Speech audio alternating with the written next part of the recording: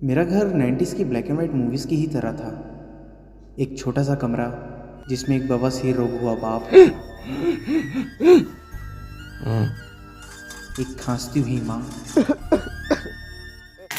और एक बेरोजगार गंजेड़ी भाई।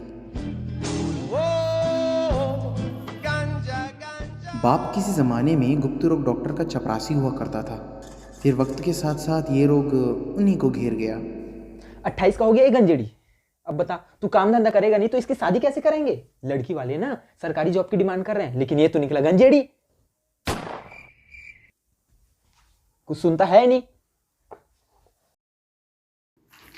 ये छोटे बीड़ी लेगा? नहीं। 2 रुपए की हो गई है इसकी बीड़ी है। और ये इचिंग पाउडर 150 रुपए की। लूट मची है सारे देश में।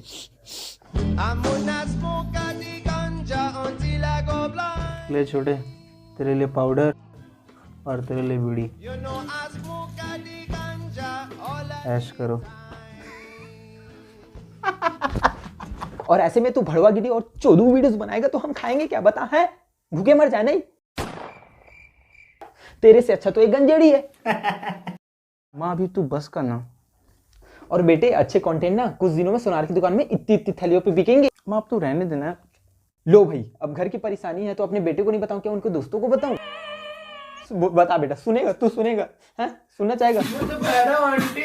ए राजू, ए हाँ तो वो तो 1 मिनट, लेकिन तू सुना कैसे? लो भाई।